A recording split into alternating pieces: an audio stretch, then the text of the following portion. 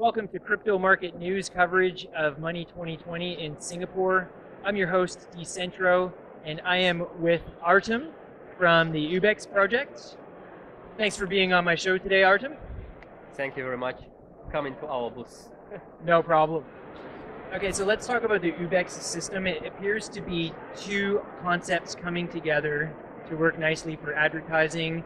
On one hand, you've got blockchain-based advertising, and on the other side, you've got AI that is going to work to help place the ads in the right place at the right time. Is that correct? Yes, this is correct. And also, you forgot about the third piece, which is paper action, which we involve there as well.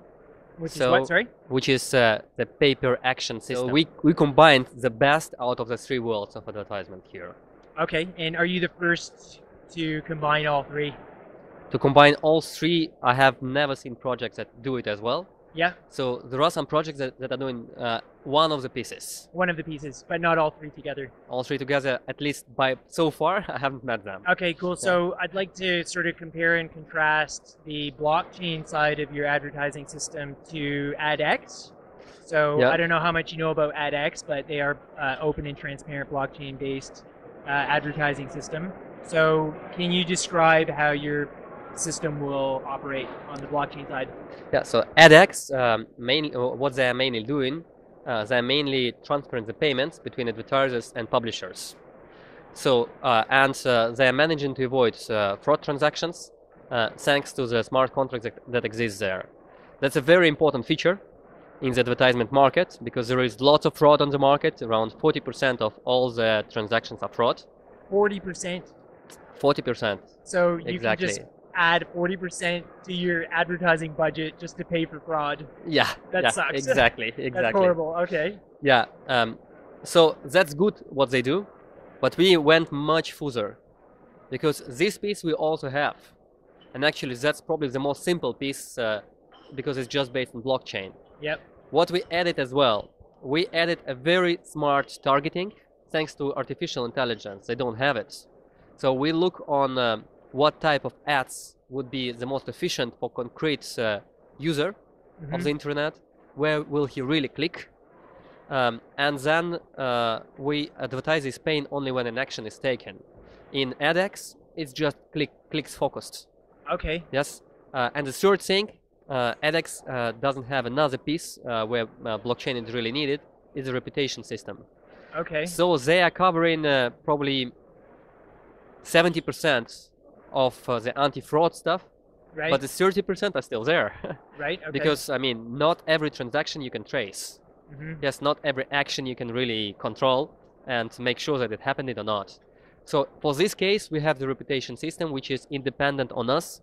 It's completely decentralized, stored on blockchain.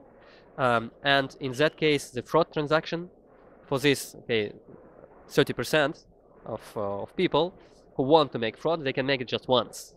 Yes. After that, if the system detects fraud, their reputation's going to drop. Yes, they will never more be able to operate on the system. Yeah, and as we are not only one platform, but we are working with a number of programmatic platforms. Yes, they won't be able to work with that programmatic platforms as well. Okay. Yes. So, I mean, if an advertiser doesn't pay, for example, if Coca-Cola doesn't pay, it ruins the reputation. Coca-Cola won't be able to advertise anymore. Right. Yeah, I believe this never happens, but but just in case. You'd be surprised. But okay, so let's just back up here. Can you just quickly explain how blockchain-based advertising is more transparent? How it actually prevents fraud? Yeah. So we have the paper action system once again. Yes. So what does it mean? The payment is done only when a sale is executed or a special questionnaire is filled, like in the case of credits or microcrediting, or when, for example, a phone number is dialed. Yes, it's also an action. Right. Yeah, there might be some other actions. So we are placing the smart contracts that control the execution of this action, and then they're activated automatically. So there is no need to wait for the moment when an advertiser confirms that yes, the action did happen. and they generally do it 1 month later, 2 months later. Yeah. Also, as it's automated, as it's all in smart contracts, they cannot really go back and say that nothing happened yet. Yes, because again, it's completely automated. Right. There. Plus, it's on the blockchain, so you can go back and see that it's actually happened. Yeah, exactly, exactly. And the current programmatic doesn't use paper action system because they cannot add this control system. Right. Yes, they were trying to do it, but without blockchain, it doesn't really work. Okay.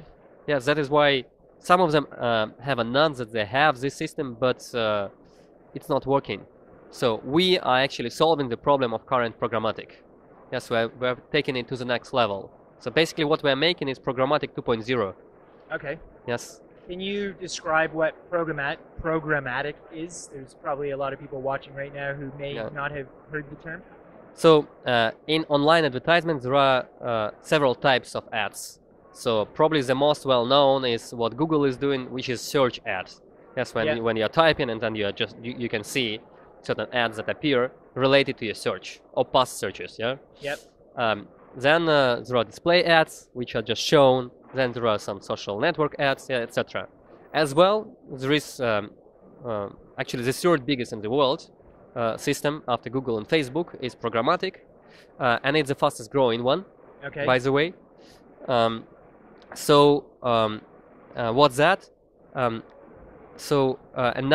is a number of publishers, a number of websites that can publish your ads, and which exact ad to be shown to them depends on the profile of a person. Yes, so is it a male, a female, certain age, certain interests, etc. So it works quite well, but this is quite a basic information about a person. So can I just quickly ask a question? Yeah. If I advertise on Facebook, I can control the demographic that I'm going to pitch my ad to. Would that be an example of programmatic advertising? Facebook is using elements of programmatic as well. Right. Elements. Okay. Yeah, so programmatic is a bit more complex than what I described to you. Yes, they have much more elements which are in there. What we are making here, we are not just analyzing the data based on some algorithm. We're using the neural network here. Okay, so this is where the AI comes in to bring it to programmatic 2.0. Is that right? Exactly, yes. Okay, cool. So let's talk about the AI side of the platform. How is it going to enhance the advertising scene? So thanks to AI, we can get the data about the user behavior, user preferences, and all other things that are happening to the user. And we can quite easily understand who this person is and what he needs now, and what will he be able to buy now. Because in the ideal world, we don't want a user to see lots of ads like we see now. Right. We want a user to see one ad per day. One ad per day? One ad per day. And it's going to be something they're going to buy. And they will think that this is exactly what we were dreaming of for the last 2 years. It'll be that good. And they will just click on it and immediately buy it. And then advertiser will get the money. The publisher will immediately get the money. But okay, this is the ideal world. Yes, sounds very ideal, yeah. We'll come there in maybe 15 years. Okay. Yeah, so now it will be once the AI develops, yeah? Once we have enough data and once the AI manages to move to the next level. Okay, so I've got an example, and I want you to tell me how the AI would improve my experience. So I was interested to switch my broadband service provider in New Zealand, and I went to the Spark office in town and had a conversation about switching to Spark. And when I got home and went online, literally the first ad I saw was a Spark broadband ad, and I actually had never seen a Spark broadband ad before. So I got a little bit freaked out because it was really, I mean, obviously I was geo-located and tracked into the shop. Exactly. Possibly the microphone picked up the fact I was talking about broadband. I don't know, maybe that was a lucky coincidence. No, it's not a lucky coincidence. So, okay. Definitely not. All right. I believe that was a geolocation, most probably. Just geolocation? I how cannot tell, did the system know I wasn't shopping for a phone, for example? Were you typing we're trying to find in Google Maps, for example, the location of the shop or something similar. No, it's a small town. I knew where it was. Yeah.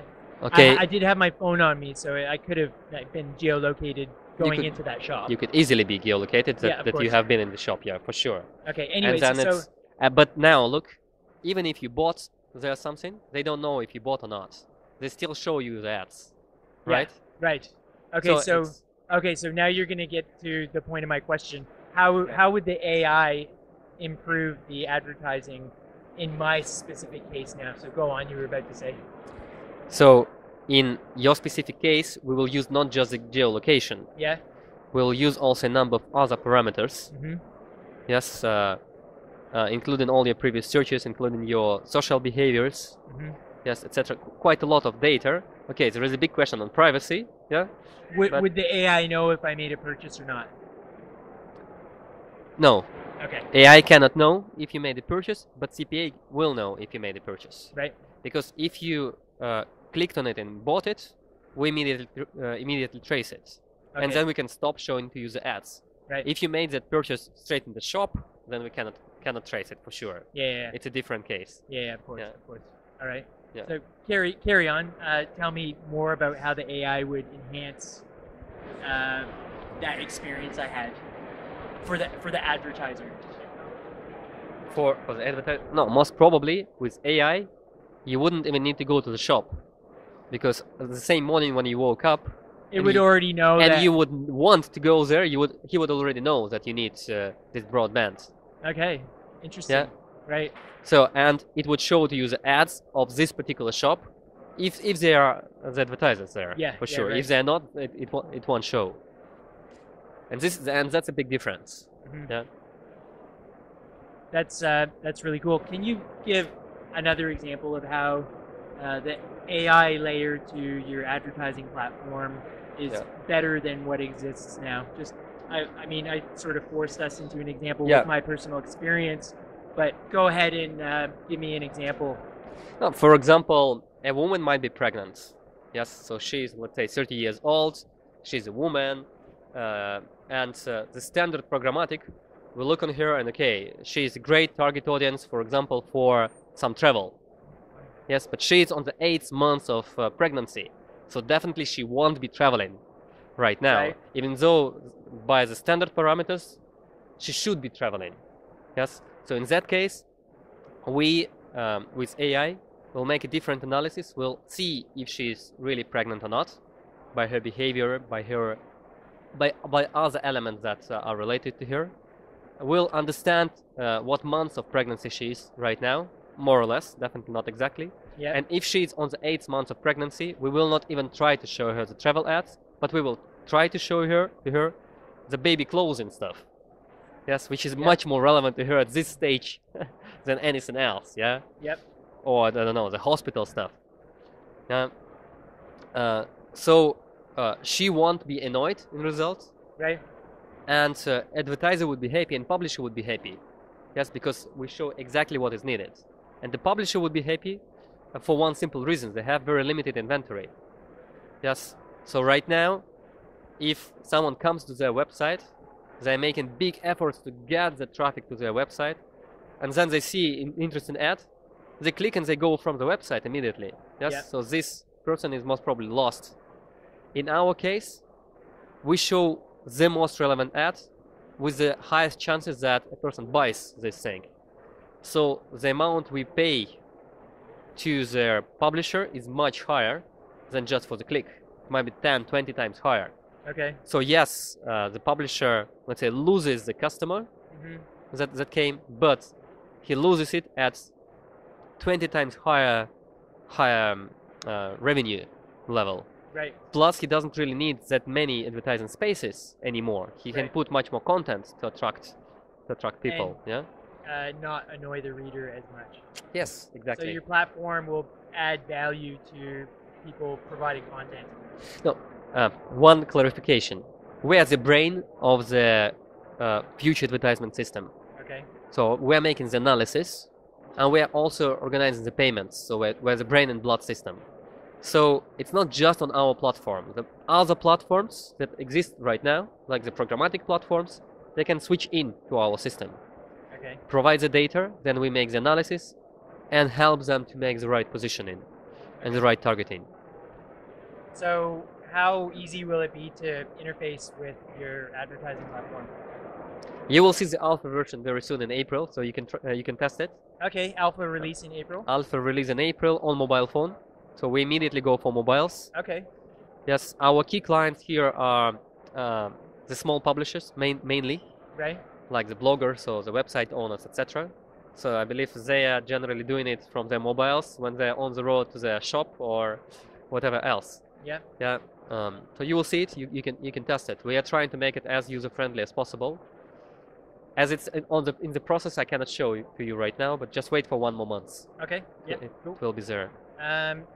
Would somebody that wants to advertise on Twitter or Facebook be able to interface with Ubex?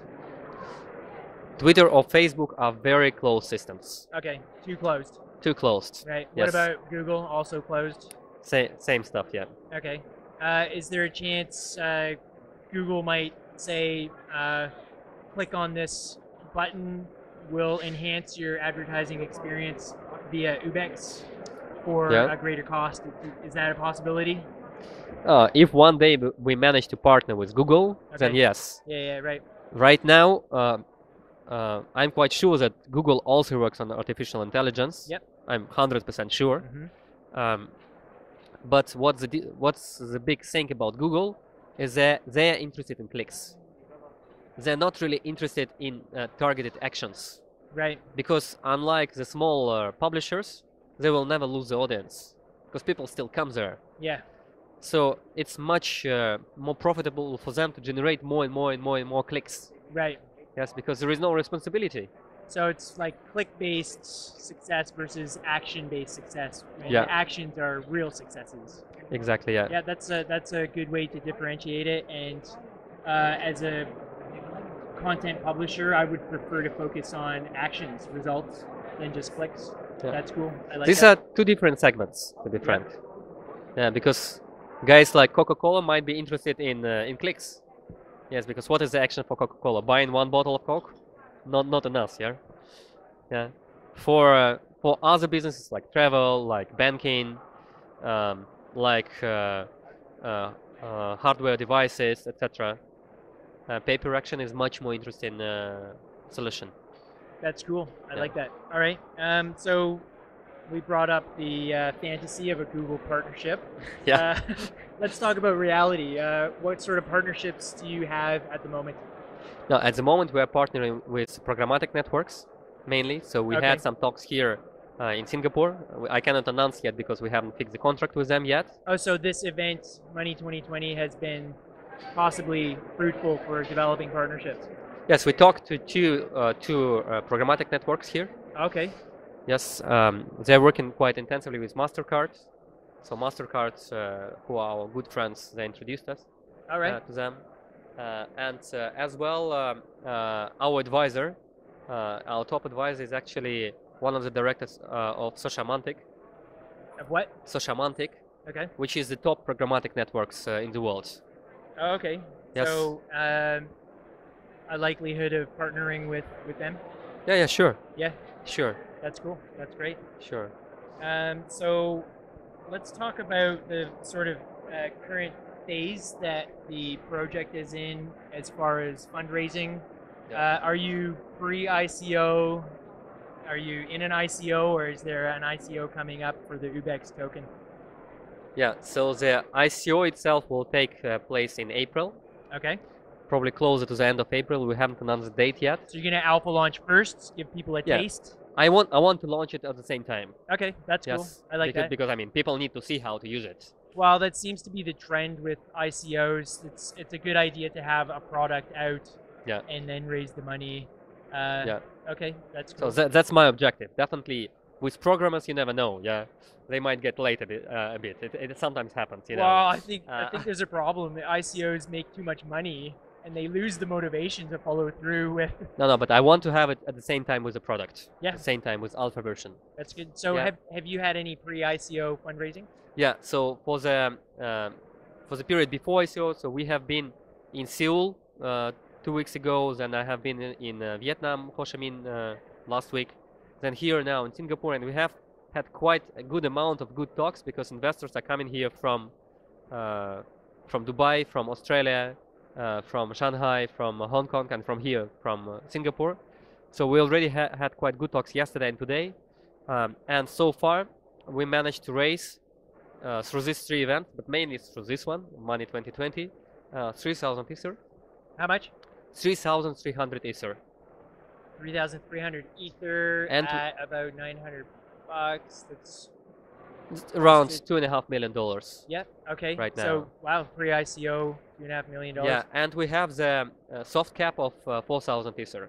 So we're missing around 700 Ether for the soft cap. Okay, and you're looking to fill the gap with your ICO. And I'm looking to fill in this gap with the negotiations that I have here. Okay. And also we go to Hong Kong next week. Okay. And to Zurich the week after. But then we will have the hard cap, which is 24,000 Ether. 24,000 Ether. What is that in US dollars? About? It's around $20 million. Yeah, that's right. It is about that. Yeah. So and that piece between the 4,000 and 24,000, we will be filling already through the crowd sale. Okay, so that's a really good sign that you have this pre-ICO funding coming. Yeah. It looks like some serious players are believing in your mission and your technology, and you're backing that up with real Ethereum. That's good. I want to add one thing here. We are not giving big bonuses to the funds. Okay. Yes, so we have a rule there that funds have the same conditions that everyone does. That's fair. I like that. Meaning that the people who are coming on the crowd sale, they can be sure that after we get onto the exchanges, these guys from the funds will not dump the price of the token. I think I saw yesterday 80% of ICOs recently have crashed in price immediately after launch. So that's really cool. You're protecting potential contributors to the ICO. Yes. I like that a lot. Because we are putting the lockups there, and we are not giving big bonuses to the funds. Nice. Yeah. That's so we really care about the crowd. That's good. Yeah. Yeah. It's going to increase the level of confidence people have in contributing. So let's talk about the Ubex token itself. What will the function be in the system? So there are several functions. One function is the payment between the advertiser and the publisher. Yes, because it's completely executed through the tokens. Actually, same like with Adex. But and this is Ethereum based, but it has a number of functionalities that are needed for the CPA system. Yes, so it's not simple Ethereum. Yes, it's a bit more complex than simple Ethereum. Then second thing, we are using it for the data mining because we need a lot of data about the consumers. So we will be paying with tokens for the pixels that their publishers are placing on their websites to really follow the users. Okay. Yes. So this is the second piece where we are using, and the third piece we have the system which we call the tokenization of advertisement spaces. Mm-hmm. Yes, that so far I haven't heard from anyone that anyone is using. Okay, and so is get offering. Into that. What does that mean? So basically, when we have partners with good reputation that are already for a few months with us, mm-hmm.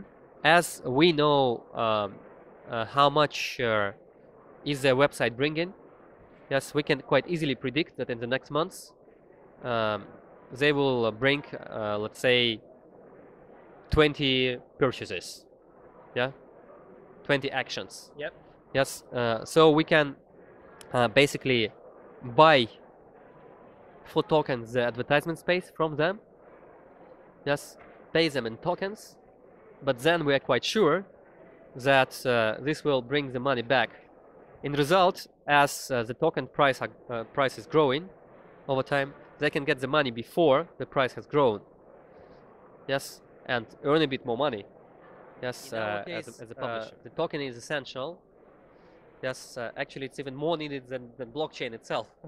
Yeah. Okay. But blockchain without tokens is impossible. Yeah, or tokens without blockchain are impossible. We really need it because there is a number of intrinsic features that have to be happening for our market. Yes, because Ethereum itself doesn't have these features. Yes, because advertisement is quite a specific area. Yes, so for example, sometimes they reserve the space, then they need to return the reservation. Sometimes the payment is done in the wrong moment of time. Sometimes it's linked to certain other conditions that are taking place there. Yeah, sometimes it's very volume related. Yes, etc., etc. So there is a whole number of things which Ethereum cannot bring. Yes, nor can bring Dash or Bitcoin or anything else. Well, I mean, this seems like a very specific niche project, and yeah, I would very easily agree that it needs its own token. Yeah. Yeah, cool. But what we want to do, we want to make a very easy exchange. Okay. I mean, if you don't want to hold your money in our tokens in Ubex, okay, you can hold in your wallet in other cryptocurrency or in fiat, and then make the exchange or by the current exchange rate whenever it's needed. Same about back. So we're not forcing people to hold it all the time, even though we would love to. Yeah. Yeah, nice. So I have advertised with Facebook, Twitter, and Google for some of my projects, and sitting there watching the click counts go up, I can't help but think this can be complete bullshit. There's no way I can tell if Google's just adding those numbers to the click count and charging me for nothing. So I got to be honest, if I had the option to use something like Ubex or even Adex, I'm very much preferring Ubex over Adex at this point. But I got to be honest, there's no way I will use legacy internet advertising ever again, simply because I can't verify that it's real. So what do you think if companies like Google don't step up, don't use the blockchain to make their systems more transparent, are they going to survive in this new decentralized economy that you are helping develop? Probably they will disappear then. Google if is smart enough to step in. So you think they're going to step up, open up their advertising so it's more transparent? I believe they will. They will once a strong competitor like us will appear. Yep. They will immediately understand that something is wrong with them, because now it's like a duopoly. For US market for sure, it's a duopoly. So it's not the best competitive situation in advertisement market in US. Yeah, okay. In Europe there are other players who are that are quite strong. Right. Yeah. So yes, Google will have either to buy someone like our company. Right. Yes, we're not for sale, by the way, but not yet. Or develop Depends on the price. Yeah, or develop it themselves. Right. Yeah, which will take much more time. It will take time. Even with Google resources. Yeah. Great. Yeah. Okay, well, that's all I have for today as far as my questions go. Is there anything else you wanted to add for the viewers? Yeah, I just want to add that we have a very interesting system for the tokens burning. We actually have used the system of Binance, yes, in order to stimulate the token price. So we are using 20% of all our incomes that come from the transactions in order to buy back the tokens in the end of every quarter. Okay. Yes, so this will gradually decrease the amount of tokens in circulation to 50%. This is a way for us how to give back to the community that invested in us in the very beginning. All right. Yes, and definitely this will boost the price of the tokens as well because of decrease number of supply of the tokens. I like that. Yeah. So, what exchange are you gonna be listed on? We didn't have talks yet with exchanges on Ubex, but I have quite good relationship with Huobi from Singapore. Yep. Yes, we just talked yesterday with the head of Huobi. With Jack? Yeah, with Jack. Cool. Then I know quite well OKX. Yes, so we are going for negotiations with them for next so week. You're not going to have a hard time getting listed? You know, I know quite well the guys from the exchange space. Yeah. Already. Yes, because we are in this ICO area for quite a while yet. Okay. Yes, you know that I have been the managing director of LA Token in the past. That's right. We talked about that the other day. Yeah. Yeah. So we do have quite good connections to exchanges, but I believe that we'll start talking to them seriously, let's say closer to ICO date. Yes, because now it's a bit too early. Yeah, but my expectations are Huobi, OKX, Adex for sure, HitBTC, and maybe Binance. Maybe Binance. I met the guy from Binance last week in Ho Chi Minh. Okay. Yes, so he explained me the tricks how to get in. Right. Yeah, but we'll see. Sweet. Well, I cannot promise any of this, yeah, because it depends on the exchanges. Yeah, of course, of course. All right. Well, I wish you the best of luck with your ICO and the future of this project. And thanks a lot for being on the show. Thank you very much. Great. Thanks for watching, everybody. Subscribe to my channel, ring the bell, and follow Decentro on Steemit and Twitter.